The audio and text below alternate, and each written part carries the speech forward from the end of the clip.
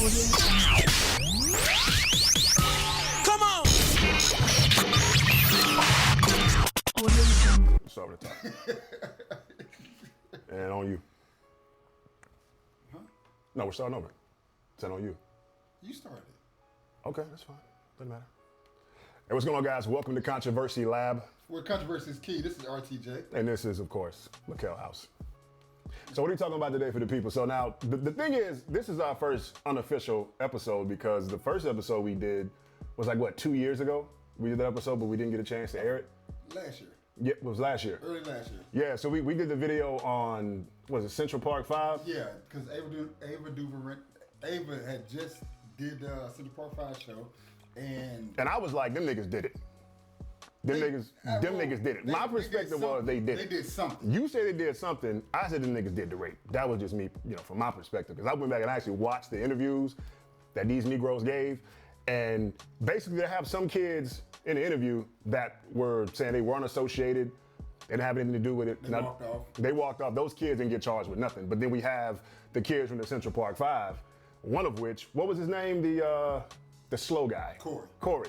So we have, if you haven't seen the videos of Corey's admission on camera, from my perspective, if I was a police officer in the room and I saw that confession, I'd be like, yeah, that nigga did it, he's admitted.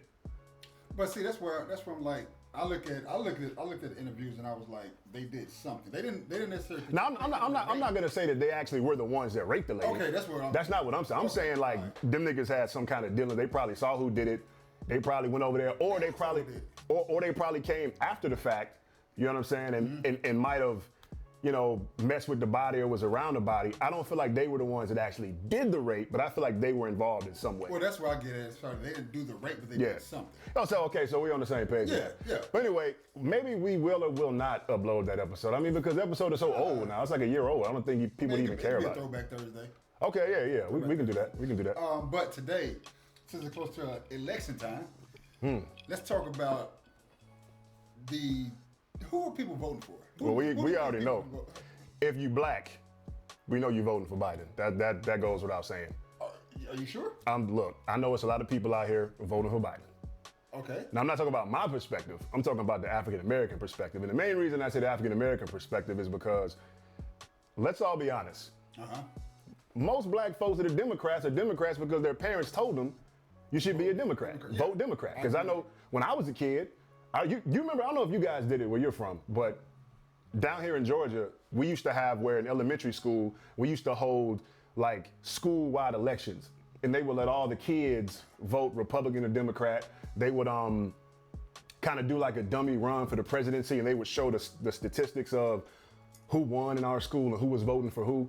And they kind of geared us towards voting, and they told us, hey, go home and talk to your parents about who you would potentially want to vote for. That's not a real progressive school, dude. I'm telling you, bro. That was oh man, I forgot. That was my elementary school. I don't even remember. I went to so many different elementary schools. I don't remember which one that was.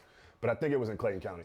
But the point that I'm getting at is, I remember when I went home and asked my mom, I was like, yo, so they're telling us to vote in school. I don't know who to vote for. My mom told me, vote Democrat, always vote Democrat, because Republicans by large are racist and Democrats do more for black people. So this is what's funny about voting Democrat. Black people telling black people to vote Democrat. The Republican Party was started by black people. White people infiltrated it, but white people were Democrat first. And then they infiltrated the Republican Party and turned into what it is today. Now, but when you say the Republican Party was black, what do you mean? It was created by, I'll put it like this. It was half and half. It was progressive black people with progressive white people. And but see, in order to listen, here's the thing. Some people hear that and get confused. The main thing is people need to understand. Not many people know that, back then the country was divided north and south, and we hadn't yet been progressive enough and advanced over to places like California, Texas. A lot of like back in the day. Here's the funny thing: it wasn't even racist back then. Well, the North was by large free. All the black people were free. It was free states. People don't know that you had black congressmen. Right. In the 1800s. Right. So when they developed the Republican Party, I can remember the exact year, but the Republican Party was at first for black people, for the black community. And then the white Democratic Party, seeing how progressive it was, how black people was actually making it, They said, no, we got to put people in. Basically how they do all black people, right. all black groups. We got to make it so these niggas don't make it. So they did. You know, but see, I think people also, you know, have a misconception of the distinction between when we're talking pre-Civil War, right? Yes. We're talking pre-Confederacy. No, you know, during. Well, what I'm saying is trying to give people the distinction between the union, like pre-breakup of the Union, and then post-separation of the Union, when we have the North and the South divided. Because when we're talking about the South, which were mainly Democrats, the Democrats during the Civil War time, they were all heavily profiting from slavery, yes. From the cotton trades. Yes. We're exporting, you know, resources and things like that from slavery. In the North, it was, again, they were against slavery in the North. So when we're talking about what caused the Civil War back then was between the North and the South was the South were more focused on, listen, this is our economics, this is how we make money. You know, we don't want to do away with slavery. People in the North was like, we don't want y'all bringing slaves and the slave trade up here and you know, affect our economy up here. So back then it wasn't really a moral thing about we don't want people to be slaves. It was more of a economics. We got to survive. It was more of a money thing, right? Yeah. So, but a lot of people don't know, like you said, by large, the Republicans on the North states, like you had a lot of black people in the government. People got to even look at this. I guess four of the first 5 presidents before George Washington were black. Right. So when you do that research, it's like, I think they're betting on us not to actually do our research. First of all, we know black folks don't do research. What the hell are you talking about? If black people actually research, then so many people wouldn't have an issue with Donald Trump. Let's just keep it real. Let's just be 100% real. So we want to jump into it? Oh, we might as well. Why the fuck not? That's why we're here. So the problem. That's why we're here. We talking about Trump. So here's my thing. Like, okay, I'm tired of people actually just voting off of emotions. Right. I think people should start, I guess, looking at the policies, what he's done, what somebody hasn't done, and just go from there. Even when it comes down to working with, I say Ice Cube. But do you think that when we're talking about focusing on doing the research, do you think the government is focused on separating people's perspectives with this Democrat, I'm a Republican, I'm this, I'm that? Yes. I think so too. That would be my take on that. And I don't know if do you get the text message from Joe Biden's club? Hell no. First of all, I'm not signed up on any email lists that have shit from no Republican, Democrat, none of that. It comes through if you're registered to vote. Right. Okay. If you're registered to vote, then you get. I'm registered, but I haven't got emails from anybody. No, text messages. Well, text messages, emails. Text messages, and Lisa looks at me like, dude, who are you writing books to? So I get text messages from Joe Biden's, from the Democrat Party. And they ask me, am I voting? And then I just basically break down, like, why should I vote for Joe Biden? I ask specific questions like, what has he done in 47 years for black people? I'm not talking about I can tell you what he's done. He put us in jail? Absolutely fucking nothing. He put us in jail? Nothing. He gave us that. Okay, so let's jump into it. So my whole thing is this: we're talking about Biden and Trump. I mean, of course, people don't know. I mean, it's public information. If you have or you have not voted, okay, who you vote for is not. Which I think is an intimidation factor. Right, exactly. But who you have voted for specifically is not necessarily public information. I don't have an issue with telling you right now, I'm voting for motherfucking Trump. Okay. Donald motherfucking Trump. Now, here's my point, right? And of many different points. Let's go. If you have a problem with police brutality, and if you have a problem with black men being shot and killed in the streets, and you vote for Joe Biden, you have absolutely no fucking right to ever say anything else about black men being shot in the streets. Tell them why. Because, first of all, Joe Biden is the main reason why these men are being shot in the streets in cold blood. Matter of fact, before we even get into that, I want to show y'all a clip. Right? Because people would be like, oh, you're just blowing smoke, and you just said, first, we're going to roll a clip, right? Let's talk with him walking in Congress. Exactly. We're going to play that clip about him in Congress talking about his crime bill and why he actually feels like it's important for our country. We're going to roll the clip right now. We already have a nigger mayor. We don't need any more nigger big shots. I learned a lot. And I learned that, and Corn Pop was a bad dude. I think the two-party system is good for the South and good for the Negro, good for the black in the South. Other than the fact that they still call me boy, I think they've changed their mind a little bit. If Haiti just quietly sunk into the Caribbean or rose up 300 feet, it wouldn't matter a whole lot. Is it because blacks are involved in Haiti? I like the idea they keep in jail longer. I'm the guy that wrote the bill requiring federal judges to keep people in jail 100% of the time for which they're sentenced. It doesn't matter whether or not they're the victims of society. The end result is they're about to knock my mother on the head with a lead pipe, shoot my sister, beat up my wife, take on my sons. So I don't want to ask what made them do this. They must be taken off the street. Increase the penalties. Increase them. I would put the son of a gun in jail. Put them to death. From the crack epidemic of the 80s to the crime wave of the 90s to the post-9/11 war on terror, throughout his career, Biden has represented the Democratic Party consensus, shifting his views to fit whatever best serves his own political career. Over his 44 years in the Senate and then as vice president, Biden was a leading architect of today's criminal justice system, which contributed to mass incarceration and the police misconduct that protesters are fighting back against today.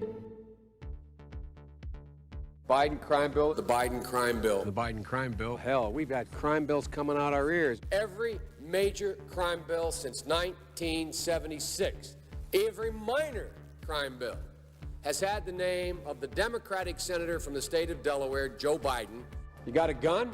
You commit a felony, 10 years. We already have it 5 years. Minimum mandatory. Judge can't say, you know, you had it in your pocket, you never intended to use it, we're only going to give you 1 year.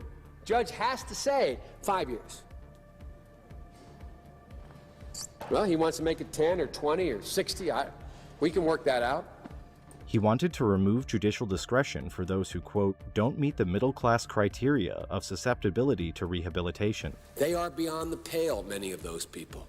They literally have not been socialized. They are in jail, away from my mother, your husband, our families. The Biden-Thurmond Violent Crime Control Act of 1991 would have increased the maximum sentence for 44 crimes to include the death penalty. A wag in the newspaper recently wrote, Biden has made it a death penalty offense for everything but jaywalking. I'm going to make it for 46 crimes. Biden says make it for 51. We're going to get tough. Then he presented the final version of the legislation. 60 new death penalties, brand new, 60. There are 70 additional enhancements of penalties, i.e. you go to jail longer. After his disastrous 1987 presidential campaign, Biden had staged his political comeback, in part by becoming a media darling on issues of policing and crime, and he led the fight to pass the landmark 1994 crime bill under Bill Clinton. When I wrote the original bill that started this whole process, the so-called Biden crime bill, I didn't call a liberal confab and write it. I didn't call any big society people and write it. I called the cops. A Democratic president wants 100,000 cops. A Democratic president wants to build 125,000 new prison cells. That's the secret. That somehow the Republicans tried to make the crime bill tougher. I say poppycock. They didn't make anything tougher. Found out that this midnight basketball isn't getting them together a bunch of jive folks who live in the inner city to do, try to see if they can be Michael Jordan. When they found out, they were keeping schools open. So gangs come off streets instead of out raping my mother, marauding me, robbing the local store. They're in a gymnasium, and my daughter will be safer, my wife will be safer, my mother will be safer, and I will be safer. And I will be happy. Never again should Washington put politics and party above law and order. Along with several laws passed in the 80s, the 1994 crime bill drove up the local, state, and federal prison populations, and it tarnished the reputations of Biden and Bill Clinton, who signed it into law. Hey, Clinton, you didn't want to take pictures of our people here. We're still in jail for what you did. When Biden ran for president in 2008, he told the New York Times that he knew more people would be locked up across the board. You ashamed of that bill? Not at all. And in fact, I drafted the bill. We had enormous success. The mass incarceration created by Biden's lock-em-up policies ripped apart vulnerable communities and families for a generation, and the federal funding streams and law enforcement infrastructure it created continue to hinder reform efforts. I'll do my job and I will take responsibility. You ashamed of that bill? Not at all. Okay, so a lot of people will see that clip and they'll make excuses like, oh man, you know. That was so long ago. That was so long ago. He apologized. Here's the funny thing about that. 2018, he was doing an interview. Somebody said, do you still stand by those? He said yes. Absolutely. He still stand by those same exact words that he spit in Congress. And his vice president stands by those words too. Because she used every piece of paper that he wrote on to put niggas in jail and keep them in jail while she was in California. How about when it was later discovered that the police officers that actually were involved in those cases were found, you know, to have been planting evidence on these people, and a lot of those people, hundreds of those people that were charged, were actually released. And Kamala, ass, dirty ass, went back and signed. Tupac in college, he wasn't out yet. She goes back and she submits paperwork, documentation to keep these people in jail. But let me play devil's advocate. To file an appeal to make sure they stay in jail, knowing that these people weren't. I was doing my job. Yeah. I'm doing my job. This is what I get paid to do. But here's my perspective though. We're talking about her doing her job. Okay. She goes back and, you know, before she even partnered up with Joe Biden, what did she do? She looked him in the face and she was like, you know, you were against desegregation and through busing. And, you know, I was one of those little girls that was bused to school, to a white school, predominantly white school. That's the reason why I'm here. And, you know, she had this dismay for Joe Biden because he was against desegregation. Here's my issue, though. You're against desegregation. You had an issue with Joe Biden. Mm-hmm. This little girl you chose back then to go to school and to pursue a career to be a prosecutor, not a defense attorney, who ensures that people who are innocent are not tried and sent to jail, but you went to school to be a prosecutor. Yes. Here's my issue with that, right? Okay. Prosecutors' number one way of getting promoted is through convictions. That's why a lot of times when a lot of people who ever been in the system, you get charged with something, you go to court, they give you an offer right off the bat. Yeah. Because they're focused on getting those numbers up. That's something, yeah, you're right. That's why the main thing when people confront her about that crime bill and how many people she put in jail, she always says, I'm proud of my numbers. I'm proud of my statistics. Why? Because that's how they get promoted. Mm-hmm. How many convictions you have this month. The same reason, you know, the same way that cops get, if they get overtime, they have to have so many tickets they've written if they're out on patrol, you know, or it can negatively affect their ability to get overtime. A quota. They got a quota. They got to meet their quota, yes. Of course. So, now I'm still playing devil's advocate. So now, I did my job, and I'm a black woman. She ain't black. She's Indian. And I'm a woman of color. I'm a woman of color. You should be proud that I'm showing you that we can actually be something. What do you mean? Like I can be in the higher part. I can be in a higher office. So why aren't you supporting me? Because you're an Indian black American. I'm a woman of color though. But hold on. Okay. Let's deal with that. Let's deal. Come on. Let's deal with that. Color. But you've been locking up black folks. First of all, here's my thing. I don't want you to get confused. I don't give a fuck what color you are. I don't care if you orange, blue, purple, green. I don't care. I care about the policies. I don't even care if I like you as a person. But see, that's the thing that where we get lost at. Right. Again, we're not looking at policies. Right. We're not looking at policies. We're going off of emotions. 2019 through 2020 is what I deem the 2 years of black women. Right. She's falling up under that. So that's why I say Joe Biden is trying to fall up under that shit too. So that's why he went and got her. He wants the black woman vote. He wants the black community vote.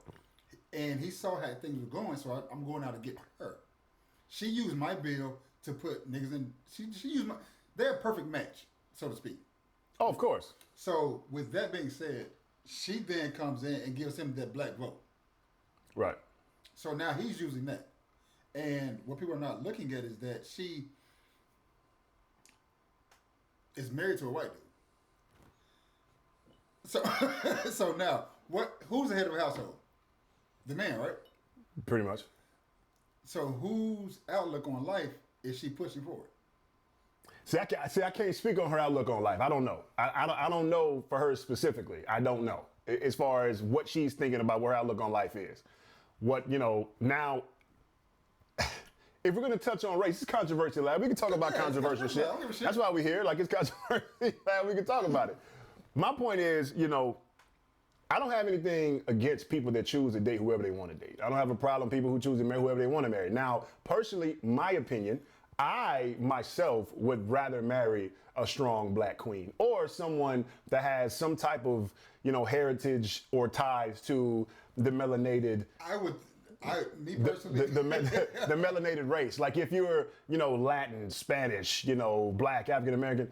I personally, myself, it would be difficult for me to date somebody outside of. That's why I'm like, me personally, you cannot. That's just me personally. I'm not talking about nobody. You can't fuck negatively. Me how I feel. I'm not gonna talk about negatively. I'm just gonna take my opinion. You cannot marry outside the race and then still go speak about another race. Right. And then go home and sleep with the oppressor. Right. That's how I look at it. Right. And I can't do that. I can't be for the black community and come home to a white woman. I mean, I guess people. The question would be: would we still look at Malcolm X the same or Martin Luther King the same if they were going home to white women? No, I can't look at it. I wouldn't be able to look at them the same. I mean, when you look at how people were talking about. Even look at how people were talking about Chadwick Boseman when he was, dealing with a girl. It's like, oh, she ain't even black. She ain't even black. Like, they were throwing him up under the bus. But they loved him when he died. Exactly. It's crazy. His girlfriend's white. Oh my God. I was like, I wouldn't even know. I haven't even researched this man. Power. I haven't even watched Power. Omari Hardwick. I think Donald Trump. Let's get back to it. Yeah. I think Donald Trump is an amazing president. Whoa. Let me back up.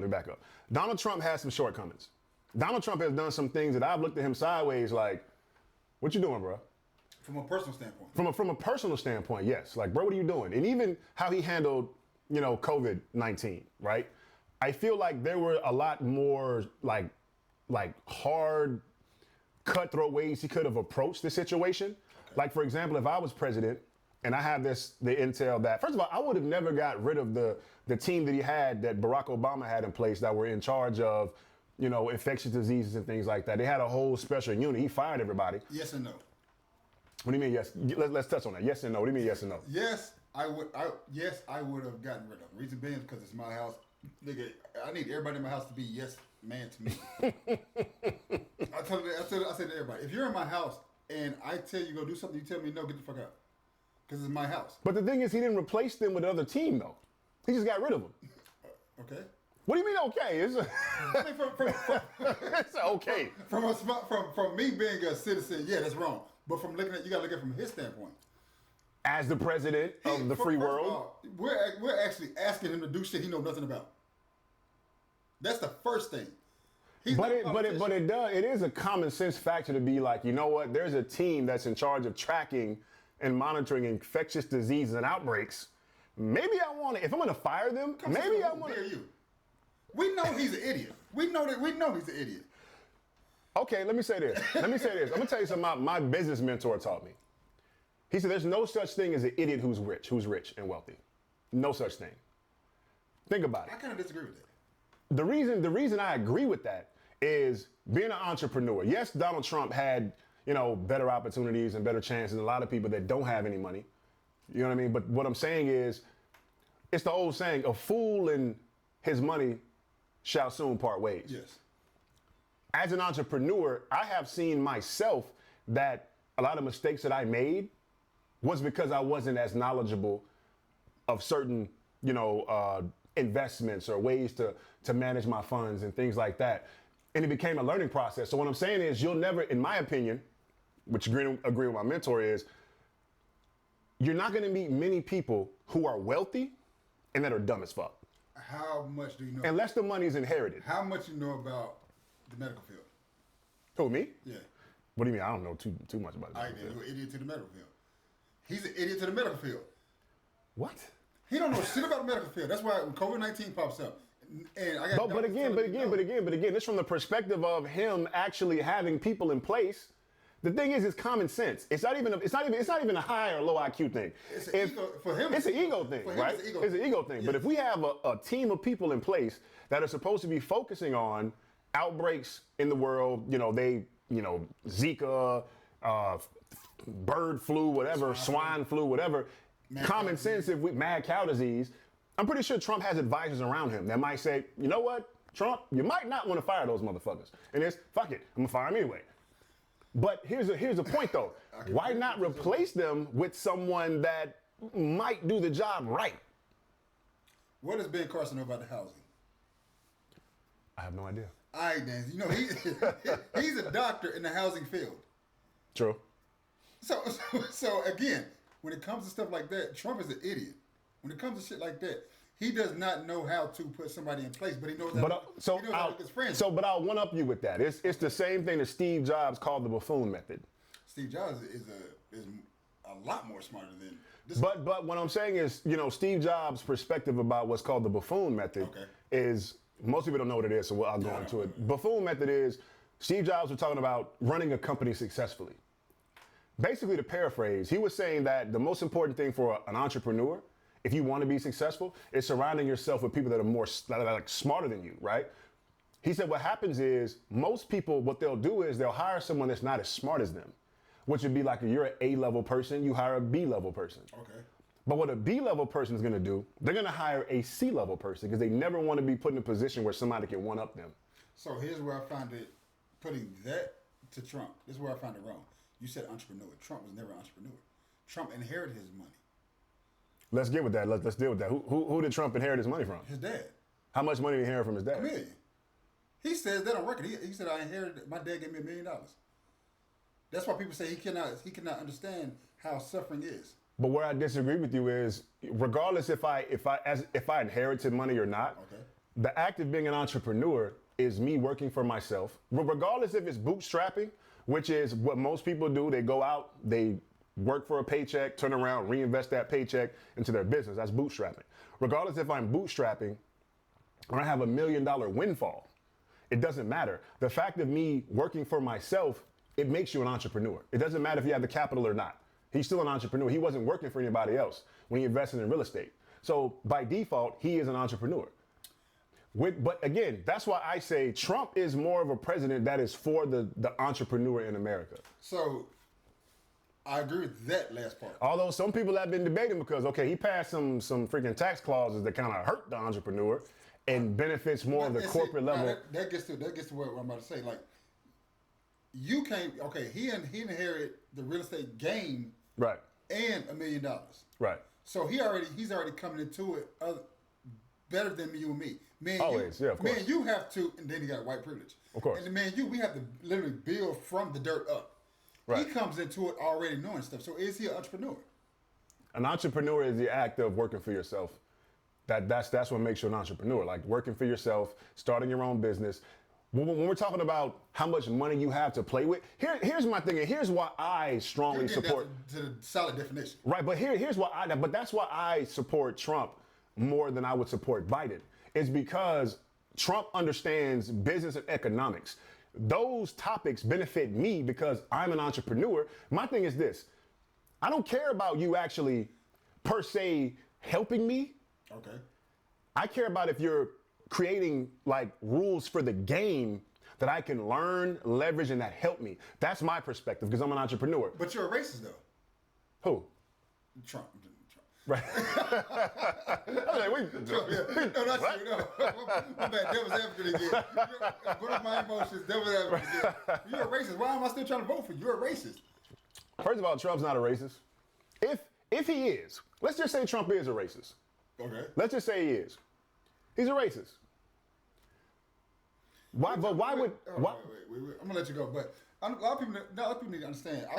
When I compare racism to sports. Right. If your team is winning, you want your team to win. You want your team to go undefeated. Right. Everybody here in Atlanta wants the Falcons to go undefeated every year. Right. So now when it comes to racism, I kind of put racism in the same boat. If you're on a certain team, you want that team to win. If your skin color is white and your skin color is winning, I see where you're going with this. Why wouldn't you want to win? So a lot of black people are like, nah, that's not right. No, if we're gonna take the lowest black person, if they had black privilege, I'm guaranteeing you that they will not turn down black privilege. So when it comes to white people, you have to understand and look at it like that. And that's why I get mad at, not mad, but upset with a lot of black people when it comes to racism. So he wants his race to succeed. I have no problem with that. because I understand it. Now, I have a problem with the violence that comes along with the racism and the prejudice that comes along with it. Now, if you want your team to win, that's what I compare it to. If you want your team to win, cool, have your team winning. I don't have no problem with that. But the violence and the prejudice and everything else that comes along with it is what I have a problem with. Because I want my team to win. So how does this tie into Donald Trump? Because you said you start off by saying he's a racist. People say he's a racism, and they have a problem with him being a racist. You shouldn't have a problem with him being a racist. You should have a problem with the violence and the stuff that comes along with the prejudice and all that stuff. That's what I'm getting at with. So I mean, so my perspective is I don't necessarily feel like Donald Trump is racist, in my personal opinion. People correlate the fact that. Why would you say he's racist? Because he wants his race to succeed. I want my race to succeed. Doesn't mean I'm racist. Racism by definition, racism by definition is seeing that your race is superior to another race. You want your race to be superior to another race? I don't care about being superior. I wouldn't care. I don't care personally.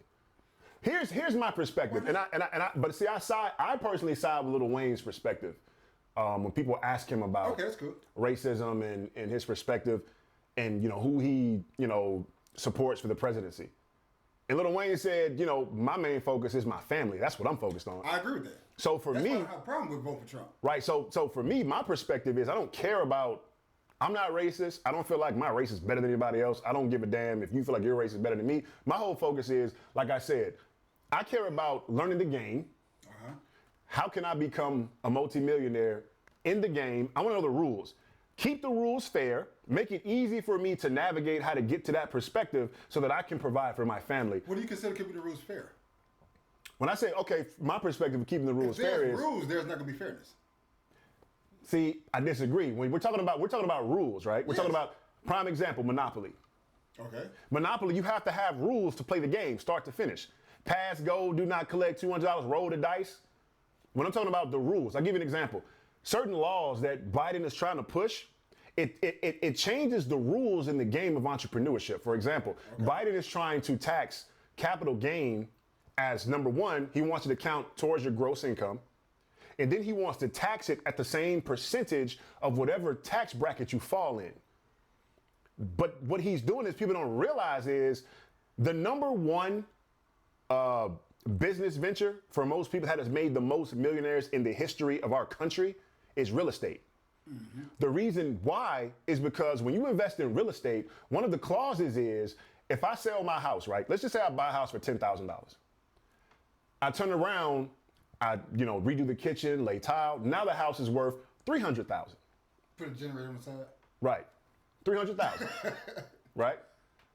What happened was if I could literally, how it is currently, I can take that $300,000 and I can invest 100% of that money right back into real estate and pay no taxes. Okay. Because it's seen as capital gain. And it doesn't get taxed if I reinvest back into real estate. Okay. What Biden wants to do, he wants to tax all capital gain as your regular income. And what people don't realize is, number one, from a perspective of if you were a black dude paying child support, that's going to put you in a whole different percentage for your child support payment. If you're investing in real estate, there's no way around that.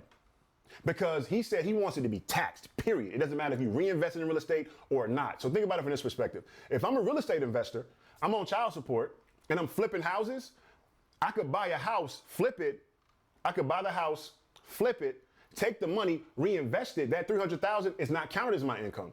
Under Biden, it is. So that's going to put you in a higher percentage to be paying child support of money that you don't have that's not a steady flow of income. As a male, as a man, I understand where you're coming from. I have to play, I'm on this side of the table as the devil's advocate. Right. It's the year of the black woman. You shouldn't be on child support anyway. You should be taking care of your child. If you're on child support, you deserve to be taxed. You crazy as fuck. You gotta take care of your child. Though. You crazy as fuck. So I'm gonna vote for Biden. We're gonna save a whole nother episode for child support. That's a whole different episode. But we'll touch on that. But like I said, I mean, but there's gonna be a lot of people saying that it's not that many of us that are out really buying real estate. It's not that many of us. So okay, cool. I don't care. I'm not buying real estate. I'm not making money off real estate. He can do that because that don't consider that doesn't count towards me. But again, this goes towards the perspective of me saying keep the rules fair. When we're talking about playing the game to be fair. But my perspective is this. Trump understands the rules of entrepreneurship, which, for example, the rules are there is to separate you from me. That's the reason the rules are there. I disagree with that. Why would I come up with rules then? If everybody is meant to be here, why come up with rules? Because when we come up with rules, what it does is it protects the frame of capitalism. Because like Charlie, but undeserving people. Then the rules are made to separate you from me. Undeserving people. No. A quote from Charlie Munger. He said the world is not yet a place that rewards the undeserving. Meaning there's a distinction between you and me. Hold up. I fucked that quote up. Hold on. The world is not to resort. I fucked the quote up. But they get the point. But the whole perspective of the quote is there should be a distinction between who's undeserving and who's deserving. Meaning a lot of people that support the Democratic movement, their perspective is take care of me. Take care of me. I want to know what you're going to do for me. Yes, you're right. Yes. More the Republican side is they're more focused on the rules in the game. They're more focused on their taxation. How are you going to tax my business? That's what they're more focused on. Now, from the perspective of, that's why, but for example, people talk down, most Democrats will talk down about Trump because he has pushed to have certain tax breaks for the bigger corporations. You see what I'm saying? Like when he first came in office, I think 2018, 19, he passed the laws. I'm talking about 2017, 18 when he pushed the bill so that a lot of these big corporations could get, they minimized the amount of write-offs they had to write for them to get money back. So a lot of these major corporations was getting hundreds and hundreds of $1 million, in tax credits. They're getting money when they file their taxes, right? So a lot of people are like, why are you giving breaks to the major corporations? We need that money. But from a Trump's perspective is, if we help the big corporations, it ensures that your ass has a motherfucking job tomorrow. What the company does with the money, that's pretty much up to them. But we want to make it to where the companies are surviving, because if we help the companies, that helps you, right? But if you look at Biden's perspective, right, what he's doing that's a little bit different. Most Democratic presidents, they want to tax the big corporations, right? Okay. But they still want to make it fair enough to where the major corporations don't take a heavy hit, so they can still survive and thrive. But what Biden's doing that most people don't see, from my perspective, me saying keep the game fair, is Biden is attacking the middle class entrepreneur that's about to transition to become a millionaire. Whoa, that's about to transition to become a millionaire. Okay. His main focus, he wants to tax people that make over $400,000. He wants to hit them heavier in the 3 states that, the high tax states, like LA, New York, where it's all expensive as fuck to live. Is it Massachusetts or Maine? I don't fucking remember. I just remember New York and fucking LA. Yeah. But my whole perspective and what I'm saying is, when you attack people that are making $400,000, okay, as an entrepreneur, the hardest thing to do is for you to get into that $200,000, $300,000, $400,000 range. But once you get to that $200,000, $300,000, $400,000 range, it's easy to transition from 400 to $1 million, 500 to $1 million. Yes. When you understand your marketing, your demographics, who your customer is.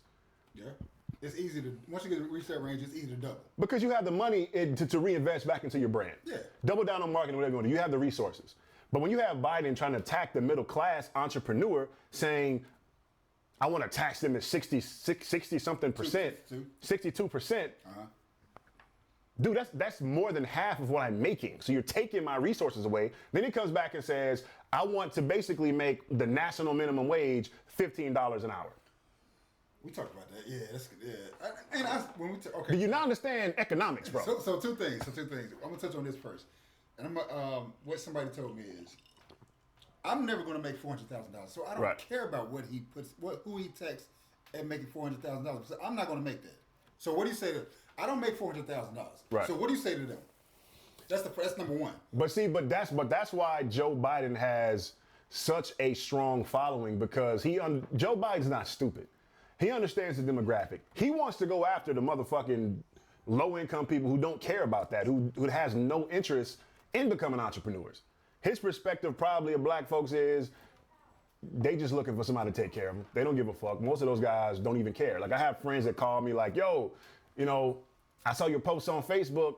I don't care about, entrepreneurship. I don't care about, tax. I'm gonna have to pay tax anyway. But most of those guys have no interest in becoming entrepreneurs. Okay. But that's why I've always said Biden is an enemy to the entrepreneur. You feel what I'm saying? Most people won't see the negative perspectives of Biden if they don't really care about entrepreneurship. So you're right. Most people would be like, I don't care about taxes. I don't care about him, taxing capital gains. I don't do real estate. I just don't like Trump because he's racist. Emotional. So, and that's, I guess, where I'm trying to get in for this episode. Like, Deb's here. How do we, how do we attack them and get them to look at the whole perspective of voting for somebody that's putting these plans in place, that's making you aware of the rules and not just going off of emotions? How do we do that? At the end of the day, I think the issue with it is implicit bias, right? Okay. Most people, you never change somebody's mind. You never will. You never, even this podcast, I can sit here and literally list all the amazing thing that Trump has done for black people, more than a lot of presidents before him. He's done more for black people than Biden has done in 42 fucking years. 7. I'm sorry, 47. I've been drinking. My bad. In 47 years in politics and 8 years as the vice president, Joe Biden hasn't done shit for black people, right? Trump has done way more for black folks. I can literally sit here and list out all the amazing things he's done for black people, even giving more money to HBCUs than Obama did. Well, hold on, wait. I just heard a commercial on 107.9 saying that Biden and Harris is going to give us $70 billion. What commercial you saw? I said heard on radio. Oh, I was. So how do you and they're saying that that's more than Trump is going to give. So how do you, I guess. But see all that is rhetoric. It's bullshit though, because first of all, you can say whatever you want to say. Then that's my thing. To try to get the vote. That's my thing. That's what I want to get. You can say whatever you want to say. So, but look, we have to go off of your works though. What have you done? And that's what they don't want to attack. Right. They don't. When people ask them, "What have you done in 47 years?" He can't attack that. He can only say, "This is what I plan to do." Exactly. And for those text messages that I get through the Democrats, I ask them, "I'm not going off of no more promises. I'm tired of broken promises. What has he done? If he hasn't done anything, he's locked up black people, mass incarceration." And that's the thing. Like you've consistently. He voted against integration. Even when you was with the black guy that was in the office. But can he change? Because I've heard people. Last night I had a conversation with a friend of mine. She's like, "What?" And I expressed that his old mentor was a known KKK member, Joe Biden, and she was like, "Well, don't you think people can change?" So what about Trump then? Can't Trump change? She wasn't trying to hear that. Oh, you answered the same thing? She wasn't trying to hear that. You answered the same thing. But let Trump be seen with a grand wizard of the KKK speaking of his eulogy. Y'all will be crying impeachment case number 2. Yeah. Impeach him. He's with the KKK. But we're it's a lot of things to attack when it comes to this voting thing, and one of the things that I didn't necessarily vote for Trump. I didn't vote for Trump. I voted for. I went and did research and found out who's in the electoral college because as we found out, our vote doesn't go towards Trump. No, it goes to the electoral college. It goes to electoral college, and that's one thing I ask people to do is search your electoral college. So I mean, Georgia. We live in Georgia. Georgia's been Republican for how many goddamn elections now? It's a red state. But and it's probably gonna go red again. It is. I did the research. It is. Yeah. So, but matter of fact, the cities that we live, that both you and I live in, we don't have a person that we can vote for electorally. Oh. Because remember, there's only 16. Yeah. And ain't none of them in the South. Well, see, first of all, a lot of people don't even know what you're talking about. They're gonna be like, electoral college. What the hell is he talking about? What he's talking about is your vote doesn't matter unless you're voting in your local elections. Yes. Because the people you vote for locally are who make up the electoral college. Those are the people who actually go out and vote for the president on your behalf.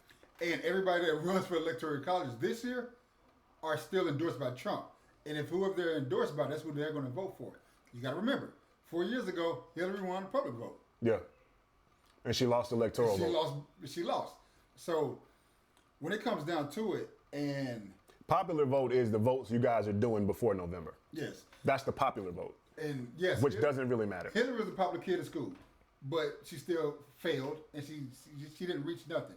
So when it comes to me voting electorally, how do I choose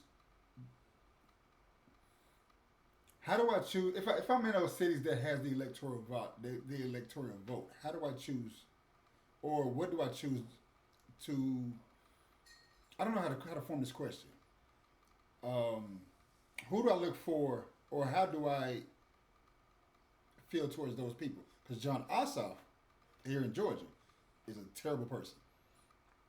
I haven't researched John Ossoff. I just know when Barack Obama said he endorsed him, I was like, I ain't voting for that dude. Not interested. So, you know the what is it called? The PAC? Yeah. Those are people that they Walmart, Target, Yeah. and private prisons. Yeah. So John also says he doesn't get paid by private prison, but he gets paid by PAC. Oh. That's interesting. Exactly. So when people are lying to you like that, and you don't want to vote for Trump, but you're voting for John Ossoff. John Ossoff looks like a super villain to me. Why so? He just looks like he has an evil spirit. He's an evil man. He just looked like you ever just look at somebody like, dude look evil as fuck. So this is He just looks evil for some reason. Kind of like outside story. Then he brought his wife in one of his campaign commercials. I met him. He's like, this is my wife. Talk, honey. He's like, my husband, John Ossoff. But I met him, and he's like, he kind of bothered me a little bit. What do you mean? Did he give you like creeper vibes? Yeah. Like he touched kids, creeper vibes, or? Like he gave me racist Joe Biden Trump vibes. Oh wow. You know how you walk into that white guy like, oh hey, homeboy, how you doing? And yeah. Like, no nigga. Well, I'm gonna have to go against the grain. I don't personally believe Donald Trump is outwardly racist. I feel like here's my thing. Here's my thing. I feel policy wise, I like him. Like as far as personal. But what proof do you have that you will make you say you feel like he is a racist person? A racist person? Yeah. About Donald Trump. What makes you feel like he's a racist person? A racist person? Yeah. Just wording. His words. Okay, give me one of his quotes. Nigga, I don't know. Don't be a Democrat in here. A little bit inebriated. Don't be no Democrat in here. That's my issue with most Democrats. You be like, give me one fact. And be like, I just don't like him. How he said the shithole countries. The who? He called, what is it, Africa he called a shithole country? Third world country. He says shithole third world countries.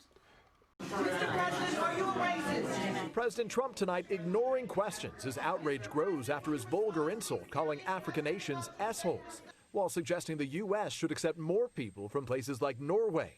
This morning, the president tweeting a vague denial, conceding his words were tough, but saying this was not the language used. Democratic Senator Dick Durbin, who attended Thursday's Oval Office immigration meeting, insisting the president did use that word repeatedly. President Trump adding he didn't say anything derogatory about Haitians, but Durbin says also not true. That Mr. Trump asked aloud, do we need more Haitians? NBC News today reaching out to the 6 other Republican lawmakers in the room. 1 posting a statement without addressing the issue, 2 staying silent. Senators Tom Cotton and David Perdue saying they do not recall Trump's remarks. And Lindsey Graham, after confirming the comments to a colleague, noting, I said my piece directly to the president yesterday.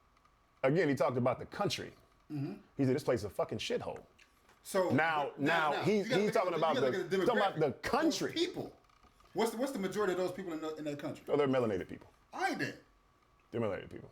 So stuff some like of those third world countries are shitholes. I ain't gonna lie.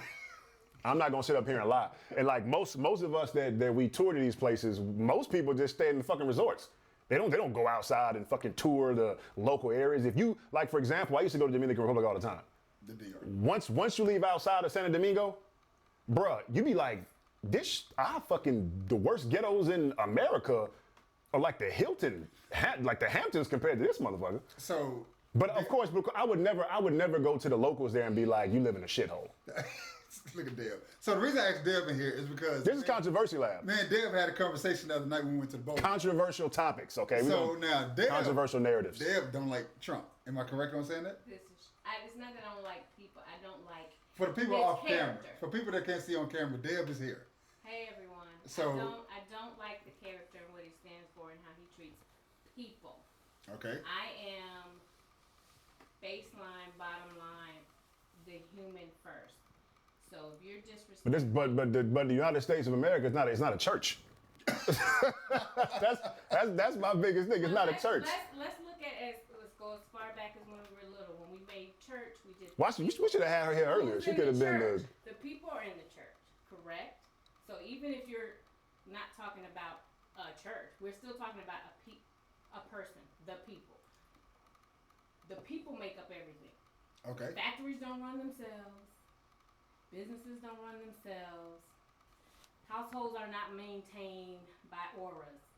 So when you are looking at the diversity of the people, a person, if you cannot come up with the common denominator of how a person, a human, should be treated, the comments about your mother. Okay, so let's touch on the treated part. Let's touch on the treated part.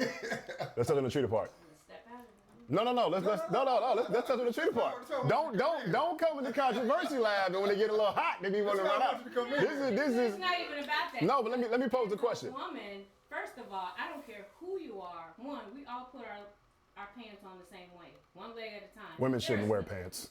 Well, see, that's where we have a problem now. But then you're gonna probably say I shouldn't have boots on the ground to protect you. Let me ask the question though. Let me ask the question since you brought in the conversation. Let me ask the question. No, she's trying to leave.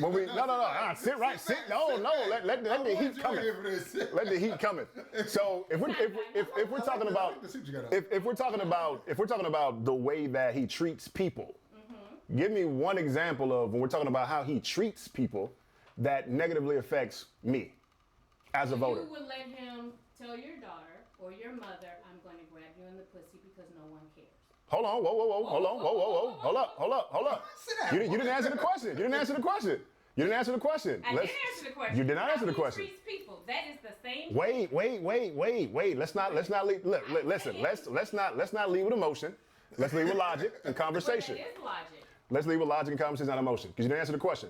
The question was, I'm gonna reiterate the question. The question was, how does Trump treat people that negatively affects me as a voter and negatively affects me in my everyday life? How he treats people as the president of the United States of America. So, because you didn't go all into detail with all of that. No, that's what I asked you. No, you just said. No.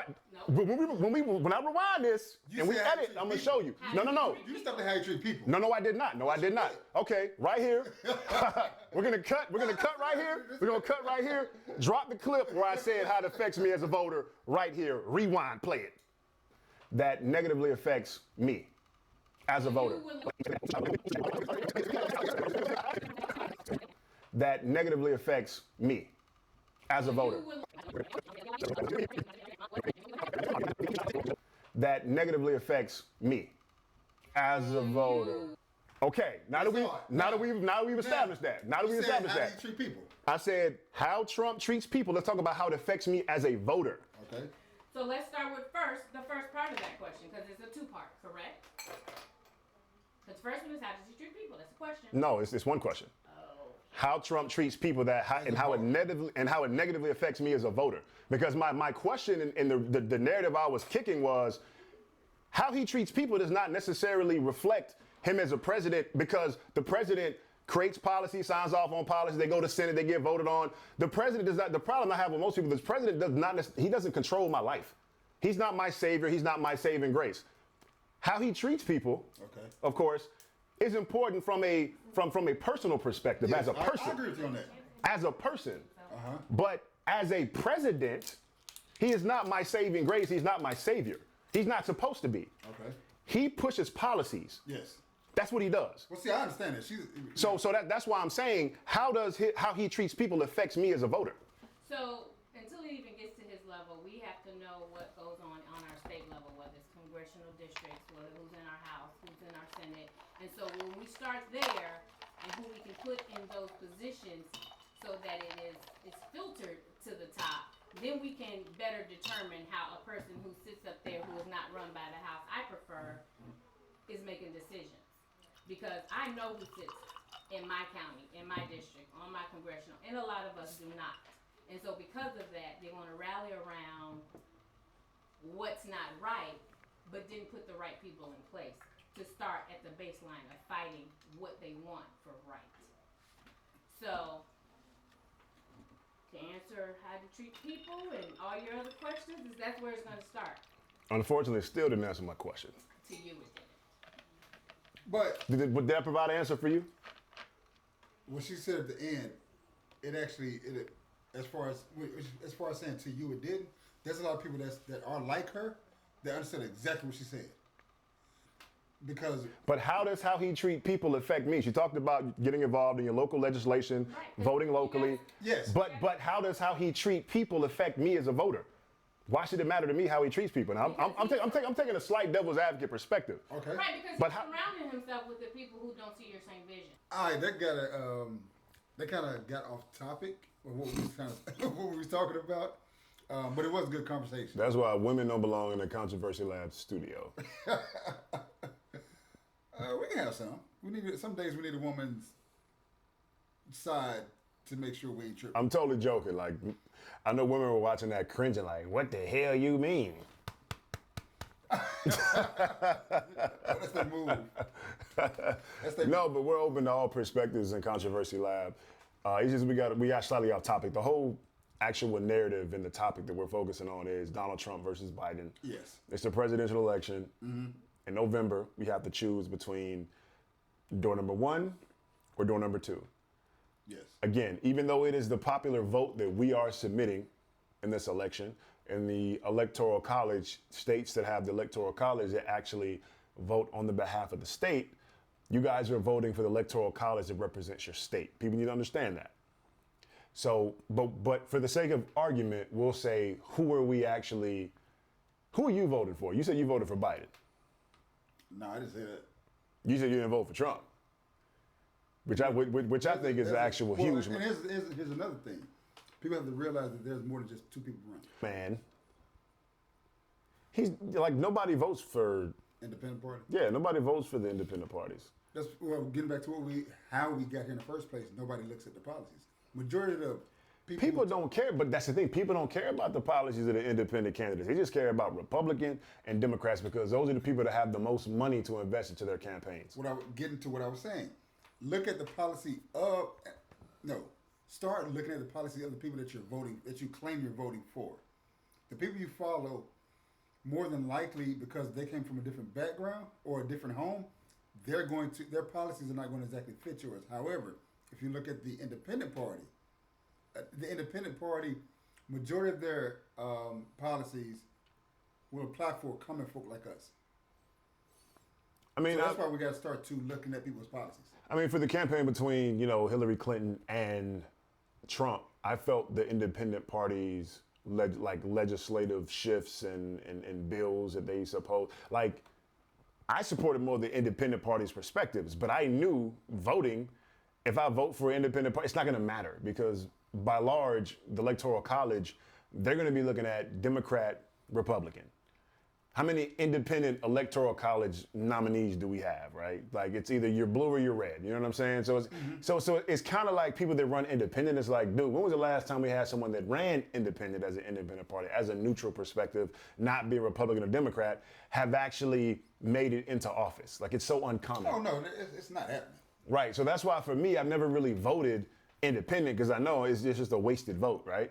So, but from my perspective personally, I think that Donald Trump has done more for, black African or black Americans, in America. I feel like Trump has done more for black Americans in America, personally from my perspective, than Biden has in his 47 years in office. That's my perspective. I guess I would say that I would say he has done more for people. If you're going to people in general, including the black people, because given what everybody's coming for is what everybody knows and understands is that the stimulus package, him doing that was for everybody, but a lot of I can't say educated, but a lot of smart black people, they took advantage of that. Right. So yeah, I can include them in doing a lot for people. Yes, I would include him that way. So, but of course, he's the president of the United States, not the president of the Caucasians or the president of the blacks or the president of the Asians. He's the president of the United States of America. And so one thing that we miss out on, we gotta when people put policies out, we gotta read those policies and then find the loopholes to where we can succeed through those policies. But see, now you're going back to what I was saying before, that you didn't agree with me when I said I prefer a president and I look at the rules of the game, right? But that's just what you just alluded to was, they got to put out policies in a sense to where it benefits us when it comes to the game. And so that's my whole perspective, though, right? I was saying, I agree with that. Right. I agree with that. But what I was saying was that we need rules and laws because that separates me from you. But before you were saying that the rules were wrong and there shouldn't be rules and rules were. Oh, okay, yes, I did say there shouldn't be rules, but what? Were you speaking as a devil's advocate? Yes. Okay. Because I was going for Biden. Okay. Yeah, at that point in time I was going for Biden. Yeah, so I was speaking, but on people for Biden's side, there should be rules because. What do you mean? From people from Biden's side? No. I was saying that rules. You can't have fairness with also having rules, right? There's no such thing. That's why rules exist. Rules are not here to keep everything fair. I mean, fair is subjective, but the thing is, to me, is I feel like I agree with you when it comes to what's fair. When we're talking about the rules, I don't think rules are either fair or unfair. I just feel like the rules are what they are. Okay. You know what I'm saying? You have to pay taxes. That's a rule of the land. You just got to pay taxes. Is it fair or unfair? It's just a rule. Everybody has to pay taxes. Everyone has to do their fair share, right? When we start talking about the percentage of what tax you're paying, I think that's when the conversation can become what's fair, what's unfair, right? That becomes into the narrative when we're speaking about from a major corporate standpoint, where some corporations are like, we don't want to be taxed at 80%, okay, which is an exaggeration, but we don't want to be taxed at 80% versus the working class American who's taxed at 10. Most average Americans are taxed at 40-something%, right? Just give or take. It could be 30, it could be 37, 36, but we say 40 just to be on the safe side. 40-something%, right? Almost half, right? So, in my opinion, we're talking about fairness. That's why for me, I lean more on, the tax laws more than anything else, because that is the main thing that's gonna affect most families.